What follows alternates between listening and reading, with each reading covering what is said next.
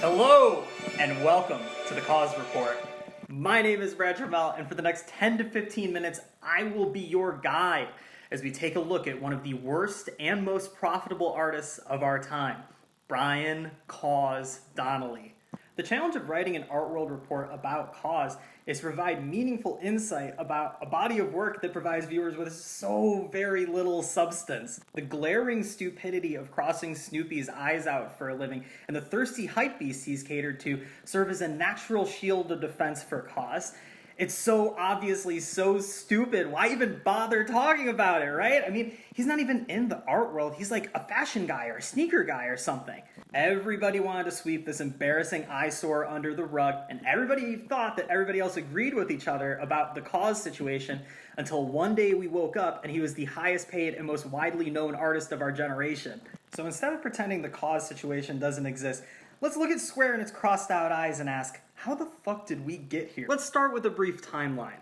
Brian Donnelly graduated from SVA in 1996. He worked as a background illustrator for Jumbo Pictures while becoming a street artist known as Kaws. In 1999, he released his first toy with Bounty Hunter in Japan. In 2002, he went direct to consumer, selling toys and prints through his own website.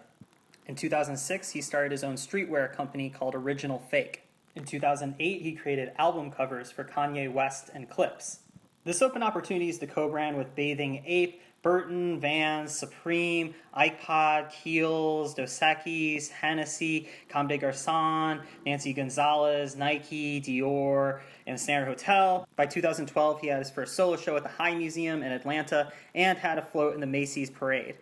In 2013, he did the design for the MTV Movie Awards. From 2016 through 18, he did affordable t-shirts with Uniqlo.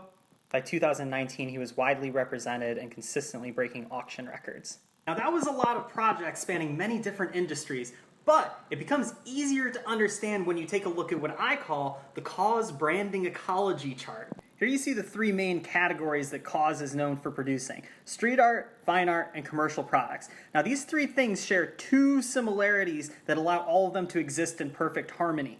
The first attribute these categories share is that each represents nothing beyond your ability to recognize Kaws' logo in each of them. Being completely devoid of meaning is what allows Kaws to seamlessly transition between the three. Most artists have disdain for the type of fluid merchandising Kaws does because they value things like material, context, and intent. Artists spend time choosing and cultivating materials because it allows them to articulate their work with greater specificity. But for Kaws, any material will do so long as it's able to have his trademark X's printed on it.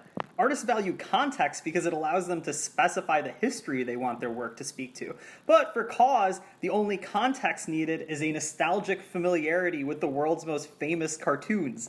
Artists value intent because it gives them agency over the interpretation of their work. But for Kaws, having no intent is what allows him to avoid any friction with his customer base. Kaws' contribution to art history is that he's the only person to ever merchandise himself upwards. Typically in art, it's only blue chip artists like Richard Prince who are able to merch themselves out after they've entered the history books as too big to fail. Once you become a blue chipper, it doesn't matter if people question your credibility for selling vape pens and skateboards and handbags, but merching yourself out prior to attaining blue chip status would typically ruin your credibility. Unless you're Kaws, whose work is impervious to critiques of credibility because it never attempted to have it in the first place. The second way that different categories in the Kaws branding ecology chart are able to exist in harmony is that each one is able to provide something the other one doesn't have.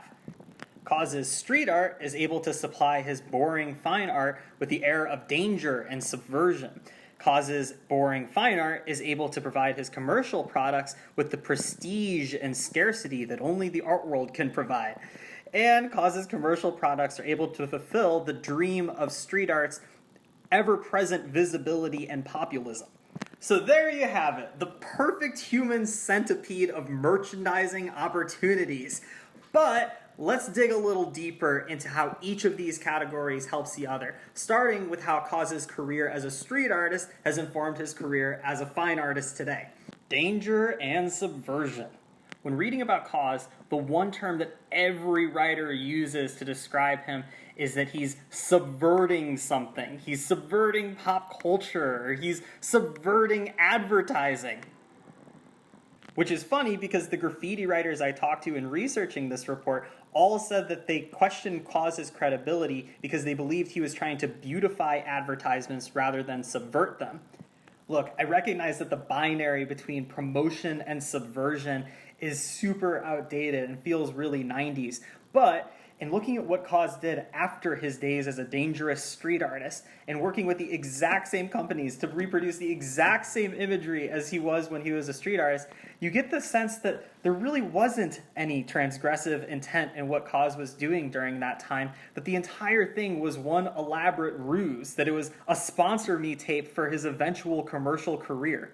As for how Kaws' fine art impacts his work with commercial products, it's pretty simple. He provides commercial brands with an unthreatening, artistically validated infusion of whatever they want him to be. Through his album covers and streetwear, Kaws is able to market himself as an artistically validated visualizer of urbanity, which is great for a brand that wants to be vaguely hip-hop affiliated without actually endorsing a real black person. Even the name Kaws is a way of maintaining his ties to tagging rather than his obviously more Anglophile legal name, Brian Donnelly. Kaws offers luxury brands an immediately identifiable logo with a known association to art, but without all the messy baggage that comes with art that makes brands uncomfortable. You know, things like conceptual complication or self-criticality or dramatically changing the brand's visual identity. Kaws offers brands the chance to appear more artistically inclined without having to risk anything because his intervention is so unthreateningly bland that it can be used for everything from Hennessy to Sesame Street. The way Kaws' abundant commercial products feed into his identity as a street artist is that they project a populist appeal, and they allow him to be permanently visible, which is an aim of street art, while simultaneously allowing him to expand his customer base at all times. People go through great lengths to present Kaws' shameless product grifting as something noble. Most artists in history have been commercial artists. Most of the greatest artists that we adore were commercial artists. Rembrandt was a portrait artist. You paid him, he made a portrait of you. Michelangelo worked for the church. He did these spectacular pieces for the Pope. It wasn't really till the 20th century that the concept of art, this pure sacred thing that's art for art's sake, actually existed. This exact argument, which is made throughout the media in defense of Kaws, has about as much intellectual honesty as the person in the YouTube comment thread who says, did you know that in the Civil War, it was actually the Democrats who were fighting for slavery, and that's why Barack Obama's the real racist? Obviously, the range of patronage opportunities available in the Renaissance were limited to and for nobility, meaning working commercially wasn't a calculated decision so much as it was the only option available. There's a big difference between painting someone because they're your de facto owner versus selling a teenager $40 socks at Zoomies. What our dear friend Ron English shows is that when the art world isn't busy pretending that Kaws doesn't exist, they're busy coming up with excuses for why it's okay he merches what he does. And I think a big part of the reason people are so accepting of Kaws is because of how many people are on the Kaws company payroll from the bottom up. Brian Donnelly is a voracious collector of contemporary art, and as a collector he actually has pretty good taste, which makes his output as an artist seem all the more cynical. Most of the talented, youngish painters you follow on Instagram have had their work purchased by Kaws at some point, which probably makes them a little more amenable to his name being at the top of every year-end auction list. Kaws is such an aggressive collector that it's rumored that his representation by Skarstedt Gallery started as a result of his relationship collecting from Skarstedt Gallery to the extent that he eventually became a represented artist of theirs. It's kind of an amazing idea. I mean, it's like if somebody came into a restaurant so frequently that eventually the chef just threw his hands up and was like, hey, you might as well come back here and cook with me if you're going to be eating my food every day. For young artists and young galleries, I can understand not wanting to bite the hand that feeds when there's so few hands available these days. Look, guys, I don't cry myself to sleep clenching my pearls because I know that Kaws exists and is successful. Most of this stuff is just kind of bizarrely entertaining to me. I think it's great that since 2002, Kaws has offered people an affordable opportunity to own his bad art directly off of his website. I think more artists should do that. I think it's fine that the Macy's parade hires him to create a lovable spectacle for children to gawk at and take selfies with. When it comes to galleries, I think it's embarrassing and tasteless that a sometimes credible gallery like Skarstedt could represent him, but I do appreciate that his inclusion on those galleries' rosters reveals them for what they truly are, which is businesses out to make money. Some of these galleries might show a lot of historically important work, but they all made the same calculated business decision that the amount of credibility they'd lose for representing Kaws would be made up for by the cold hard cash they'd gain from selling Kaws' work. This entertaining mess strikes a nerve for me is when museums embrace Kaws, because unlike all the others that I previously mentioned, the goal of a museum is not to make money, it's to serve the public and art history. For contemporary art museums, their responsibility to the public means presenting work that is relevant to the lived experiences of their constituency.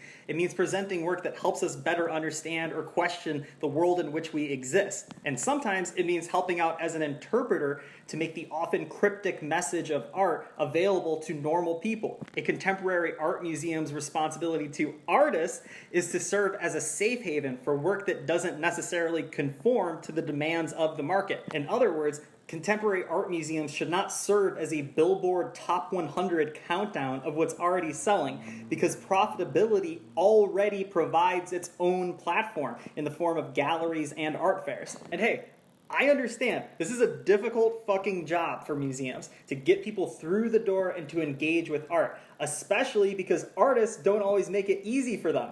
I love his work, but do you want to be the one to explain Ryan Trecarton's videos on a single wall text so your aunt from New Jersey can understand it? Probably not. But look, if you're working for a museum, a difficult fucking job is what you signed up for, because you have an important responsibility to the public to show them what they haven't already seen, and an important responsibility to artists to write the course of art history. Presenting a Kaws museum exhibition to the public because they're already familiar with his Uniqlo t-shirts and album covers is an abandonment of those responsibilities to the public and artists alike.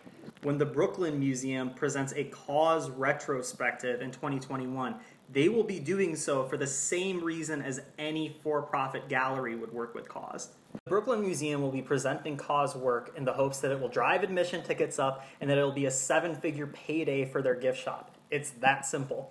But, and I'm looking at my crystal ball here, what you will hear come 2021 is that this is an inclusive gesture, that this exhibition is meant to appeal to more people, to make art and museums a more open, welcoming experience to them. This message is bullshit. The truth is that doing a Kaws exhibit is the worst example of the type of short-minded thinking that's led the Brooklyn Museum to value foot traffic over the value of art itself. They are promoting the idea that the only purpose of art is to comfortably add prestige to commerce, instead of challenging the increasingly noxious relationship between the two. When thousands of kids show up to the Kaws retrospective at the Brooklyn Museum, the museum won't be giving a new audience the gift of art for the first time. They'll be taking art away from those kids by presenting them with a world where art means absolutely nothing. The unfortunate thing about this is how much art could stand to benefit from a different type of populism. It's not good that most artists have such a disregard for their audience's comprehension of their own work. Populism rightly asks questions like, who is the audience for my work? Is my work legible to that audience? How can I engage more people? Populism is a political strategy. It's a way of speaking to the interests of many in order to create a mutual recognition of shared interests so that people can improve their lives together. But with that in mind, what is it that causes art or his Hennessy ads or his plastic toys or his designer jeans offer the public? What community is created around this commerce other than the personal enrichment of Brian Donnelly himself, who is as ambivalent to his work as he is to the people who can afford to buy it? If Kaws is a populist artist, then what ideas does his work perpetuate other than the ideas that capitalism is inescapable, art is a status decoration, and that greed is a virtue. What would a world look like where the underlying message of Kaws' art came true? Well, it wouldn't take too much imagination because we're already lucky enough to live inside of that hell. Take a look for yourself.